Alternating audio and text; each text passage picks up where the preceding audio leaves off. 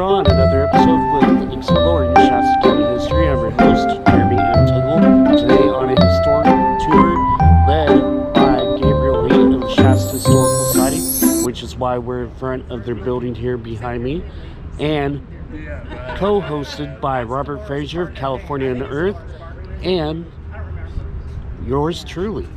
So today we're hitting 17 spots. It's a 2.2 mile walk. I'll be filming some of the more elaborate sites. And everybody, this is the tour that we're on. There's your hosts right there. The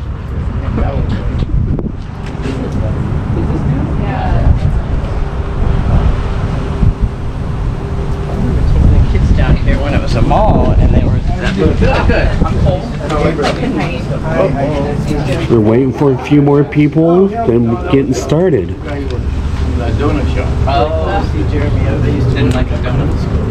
I think everybody who's going to show up is probably here, I'm guessing. Anyway, I'm Gabriel Lee. I'm with Shasta Historical Society. I'll be your host today. I have two other historians with me today, Jeremy Tuggle, who is amazing, and Robert Frazier, who is also amazing at history. And they'll be chiming in on some of the locations here. And if you have any questions, or if you can't see anything, or if you haven't heard something, those guys will be able to help you to understand what it is that you may have missed. I'll also be sharing pictures, so when we're in a site, we can kind of huddle up a little bit and we can see what we're looking at. I think we'll just start at this building right here. Actually, Robert, could you talk a little bit about Lytle and what was here before that building was here? Yeah, I sure can. Thank you. Jesse Lytle was an African-American shoemaker, and he had a little wooden building here on the corner from 1893 up until 1901 when this building was built. And then he moved, I think, 3 more times right here on Market Street until I believe 1915 is when he retired. But the African-American community came over from North Carolina in the late 1880s to Reading. They were originally supposed to go up to Shingletown, but they found Reading more hospitable and easier to find work, open businesses, and Jesse Lytle was one of those gentlemen. And what kind of business did he have? He was a shoemaker, but he also had a barbershop and bathhouse that he purchased from Kennett and then brought here into Reading. Very cool. Very cool. As it stood after Lytle's store was actually removed and this building was built up, this building was built in 1901 as the Bank of Shasta County. Eventually, it turned into the First Savings Bank, incorporated with Bank of Shasta County. And in this photo is one of the first lady bankers of Shasta County, and her name was Ella Behrens. She would be the person that would direct you to one or two of those other banks. So it's pretty interesting. That whole family, even Edna, she was the secretary of Shasta County. We also, he went to Stanford when he was 15 years old, the judge did. He was a judge here in Shasta County, and he lived here in that building on West Street. Other than his time in the Army and his time in school, he was there from 4 to 88 years old and died in that home when he was 88 in 2003. This First Savings Bank later became the Bank of Italy, and then ultimately it became Bank of America, and then it was incorporated into the mall as it was being built in 1969 through 72. It's hosted a lot of different things in there. One's the Music Box, Lost Era, Wavelength Hair Salon, which actually, if you've seen the coin on the front of the building over there, I think they should have stayed because that fit really well. So this is our building, Shasta Historical Society's building. Jess Mudgett did this mural for us this year, in fact. Mikhail Symes did the lettering up there. This building was built in 1902. It's in debate whether or not this is the second oldest brick building, third oldest brick building, and this is maybe the fourth oldest building. But this was actually the site of Reading's first post office. So Reading's first standalone post office, I should say. There was times when Bush had the post office within the confines of his store, but when the population grew large enough, we got this building, and ultimately we got the New Deal building over there. And then ultimately the population outgrew that, so we ended up with the post office on Churn Creek as well. May I also add, Gabriel? It was also a couple clothing stores. It was Harry O. Cummings car dealership. Much later, the 1950s, J.J. Lefebvre and Son Hardware. On up, it was later known as Redding Hardware. Proprietor Jimmy Fox. Yeah. A lot of you may remember it as Jimmy Fox Hardware.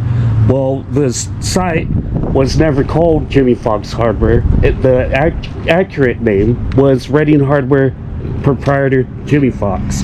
And actually what's funny is we still have some of them, what are they called, those mannequins upstairs in the back up here. And there was a time I was climbing up onto the roof, and as I was coming back down, they were like right here in my face because they were on a shelf you can't see as you're going up, but as you come down you can. And I was like, ah! It was freaky, actually. This building has had, I mean, I don't know if anybody here has heard about the Haunted History walking tour we did in the fall last year, Fall Festival. We're going to be doing that again this year, and we're also going to be taking a bus around to some haunted sites in Redding. So we have a RABA bus for that, and so we'll be able to fit 25 to 35 people. So hopefully you'll join us for that too. We can go.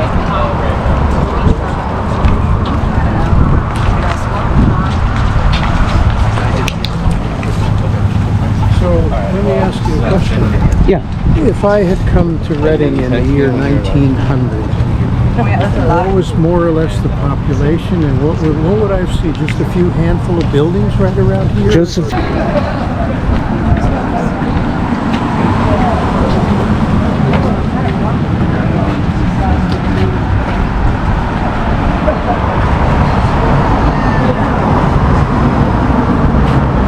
This building actually is probably the 7th oldest building in Reading.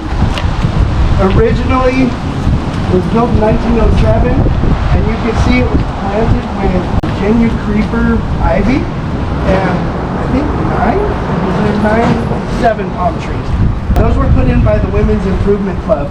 So in 1908, the Women's Improvement Club planted the trees, and then 2 years later, they put the Virginia creeper in there. It used to be said, because this is the California-Oregon Trail, and then it became Highway 99, that people would see it in the fall and it would change colors, and it was unusual to have palm trees during that time up this far north.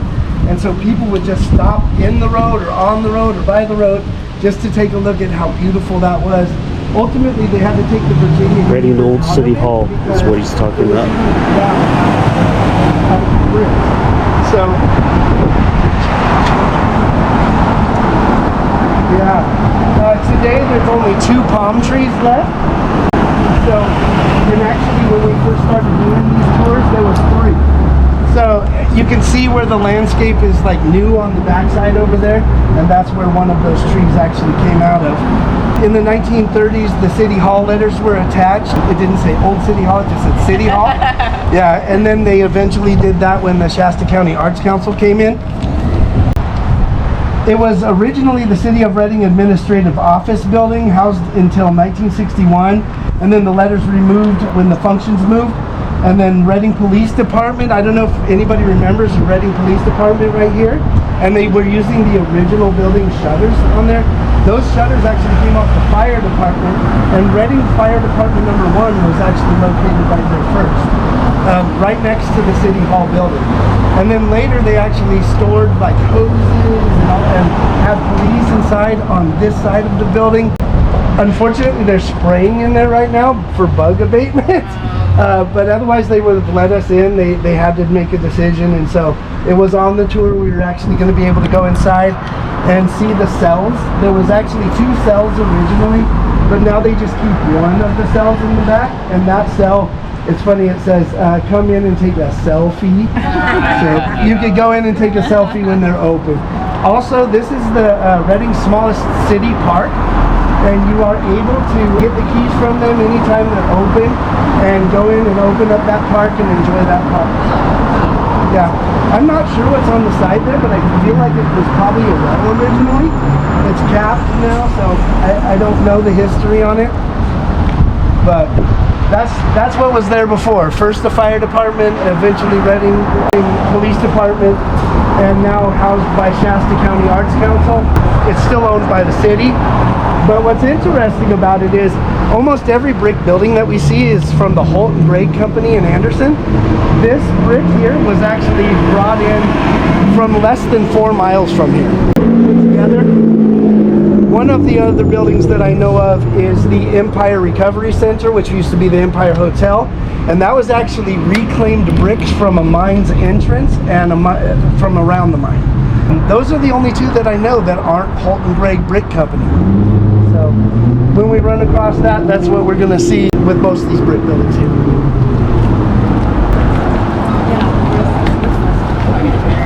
So we went in and like toured it.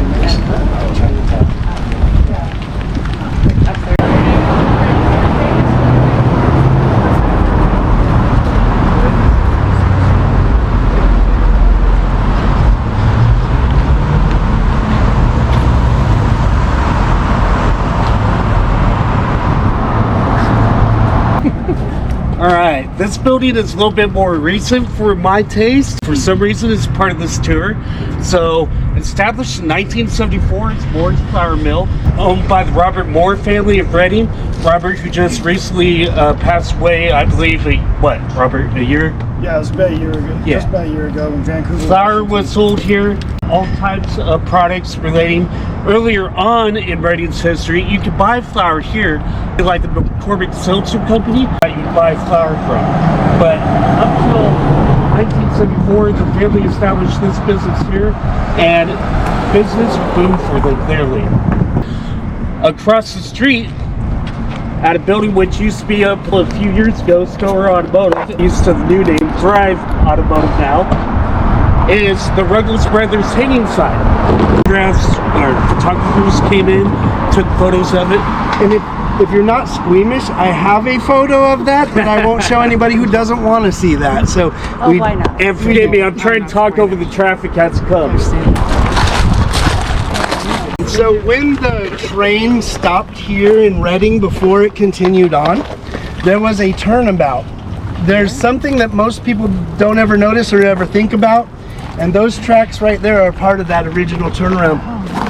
From my understanding, there's still more of that turnaround inside that yard over there, but they did not let me in there twice.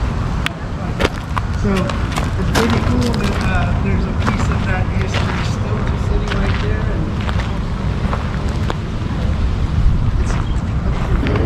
And Gabriel, can we stop right here? yeah. Alright, I'll have you hold this. Sure. So let's actually move down right about here. Okay folks, if we could have you move down here. I'm going to talk about one item that was donated to the city. It was actually put on what is this building right here? That's the Rabba building. Is it Robin? Yeah. It was actually put on the Robin Building's parking lot. But in 1910, throughout into the 1920s, the railroad started erecting semaphores along the railroad line. And how many knows what semaphores are? Semaphores actually tells the train when to stop, go, move on, and so forth. We actually have one right here. You see that sign with the yellow flag and the black line on it? That's a semaphore. That's an example of what was along the rail line, since we're on the rail line now. And I want to pinpoint that out to you. And that was actually donated to the city of Reading.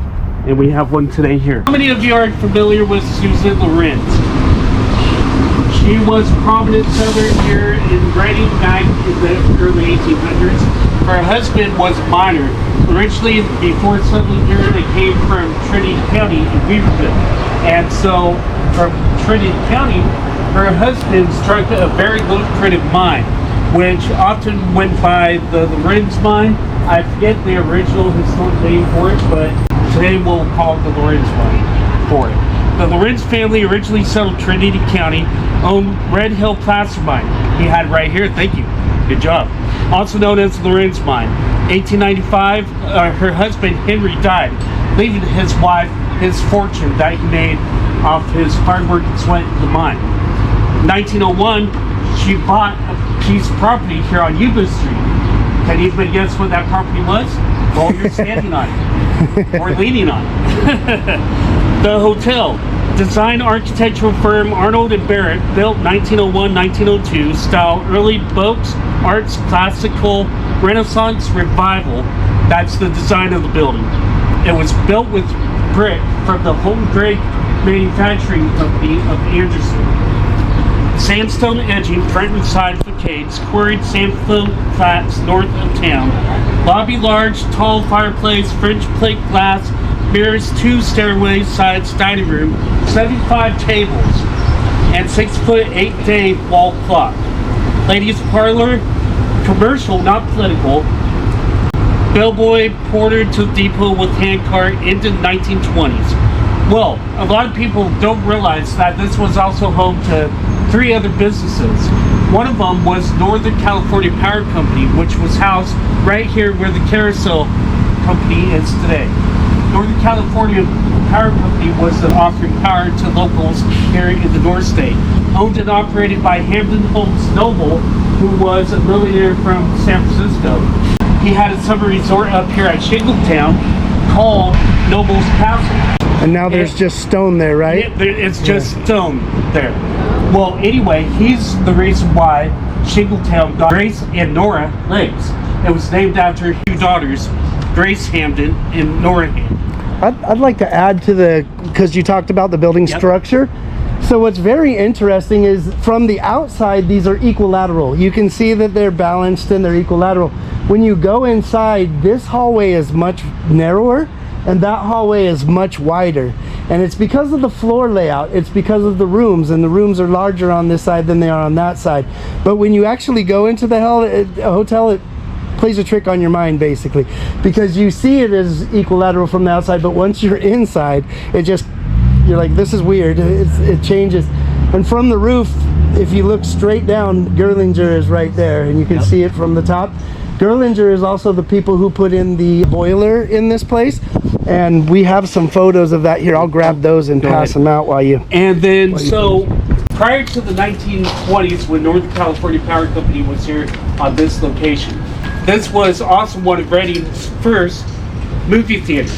It was a silent theater called the Stadium Theater, which was housed right here where the Carousel is. And that was early 1900s. We actually have photos of when it was Northern California Power Company say it now. and Stadium Theater. Does anybody know what this hotel had first in Redding, California? You do? An elevator. That's right, an elevator. Let's get to that next. Yeah. Now this building does have a historic plaque to it. You will see it when we round the corner over here. I'm assuming that's where we're going. Yeah, let's read it, in fact. All right. Yeah, let's go. Let's do it. They never let. Yeah, you can see it reads 1901 on top of the roof there. Yeah. That is when it was completed. Some say started, but I think it was completed and then opened the year after. It's perfect. Oh, this is, that's right. Ferris wheel kids. New kids store coming soon. Thank you. Excuse us. So actually, I had somebody who was going to come speak about the Lawrence Hotel. You did. She's very well. She's the director here. But I'm just going to read this real quick because this is a lot of the things she actually speaks about. So after the death of her husband Henry in 1895, Mrs. Lorenz purchased the Redding property bounded by Yuba, California and Placer Streets and the railroad tracks. The family's enterprise in Trinity County was the huge Red Hill placer mine of Junction City. Profit from the mine was used to finance the 4-story brick building on her new lot. The bricks came from Holt Gray Company in Anderson. Miss Lorenz had to drain Carter Lake, a 2-acre swale formed by Calaboose Creek. Calaboose Creek used to flood this place out all the time, actually, in many places.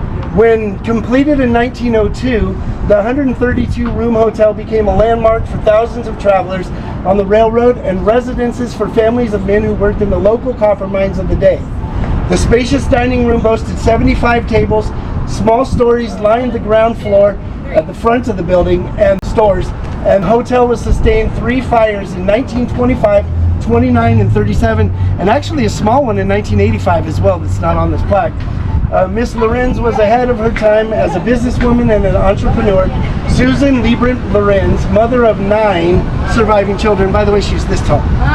Surviving children from a family of 12, died at age 81, April 3rd, 1925. Last month. In 1973, the Lorenz family closed the hotel and sold it in 1975. By 1978, new owners opened the hotel for senior citizen living. USD-HUD bought the hotel in 1991 and spent $5 million on renovations. What's funny is they sold it for $1.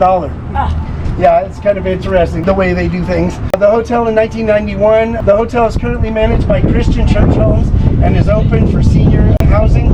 The building was listed on the National Registry of Historic Places March 19, 2012. This was dedicated by Tridentarius, Shasta Historical Society, Charlie Moss Historical Fund, the Lorenz family, and the Ancient Honorable Order of E. Clampus Vitus in cooperation with Christian Church Homes. May I actually add, we actually have a member of E. Clampus Vitus here today with Yes, us, we and do. that's Robert Frazier. Yes, and thank you, Robert. We also have 4 members of the Shasta Historical Society here. Yep, that's right. The Damburger was started just a block away from here on Yuba and Pine Street in 1938 by Bud Pennington. He was an 18-year-old kid from Oregon that moved down here not to work at the dam. In 1938, they were beginning to come here to get jobs to work at the dam. But Bud Pennington didn't come here to work at the dam. He came here to start a business. And kind of, I don't know if you ever heard the term mining the miners. So those were the guys that sold the shovels and pans and stuff like that. Bud Pennington was mining the Damburgers. So he offered up a burger, piece of pie, and a cup of coffee for 25 cents. And the first building, like I said, on Pine and Yuba Street was a 15 by 30 lunch counter that he paid for about $500. And he got a loan from Bank of America for $1,000, and he was able to pay that loan off in the first 6 months of business.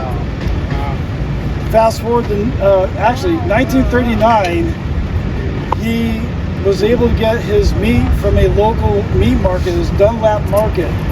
In 1939, Dunlap Market opened their market here on the corner of Placer and Pine Street. And Bud ended up falling in love with the butcher's daughter, Laura Dunlap, and married her that same year. So Bud, and her nickname was Babe. So Bud and Babe Pennington ran the Damburger for 40 years.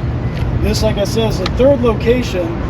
They got ran out of the Pine Street and Yuba Street location because they're going to build that building that exists on that corner, and they just moved right across the street to where the Sierra Central Credit Union is today in 1953. So they moved to that location. They were there for 9 years before moving to this location in 1962. And I said they retired after 40 years. This location was also a 15 by 30 lunch counter with 9 stools. And when they retired in 1978, they sold it to Mike and Vicky Carr. Mike and Vicky Carr ended up putting a piece of wood up against the wall, put 6 more chairs, and created a 15-chair hamburger stand with still that 15 by 30 dimension. 1926, there was a 3-chair barber shop right next door. The barber was going down to a 1-chair barber shop and moving literally right next door to it. So he ended up selling his barber shop to the new owners, the Dickies. So the room that you see in there now is the original 15 by 30 lunch stand along with the old barber shop. So when you sit down and have lunch in there, you're sitting down in the old barber shop. The Carr family owned it for only 15 months and sold it to the Dickey family. And the Dickey family still owns it. It is ran by sisters Julie and Nell Dickey. Their parents retired, I believe, in the 90s, late 90s, early 2000s. And they created this outdoor area in 1993 for outdoor seating. Why is it called the Helen burger? That big thick burger that they got. That is because there was a woman named Helen who preferred her burger that way. I don't know exactly what's on the Helen burger, but she preferred her burger that way. I believe there's 2 patties on it. Hector, can you step in a little? And so they ended up calling it the Helen burger after that. They didn't serve, they served bottled Cokes up until 1979 when the Dickey family purchased it. When the Dickeys purchased it, they switched to Pepsi, put fries on the menu, and now you can even buy a veggie burger in there. If you guys have not been in here for lunch or dinner, you definitely need to come in here and have a meal. They have some great shakes, great burgers, and they still make the burgers the same way they did in 1938. There's only been 2 families that have officially owned this the longest. The Penningtons, who owned it for 40 years, and now the Dickeys, who have owned it for longer than that.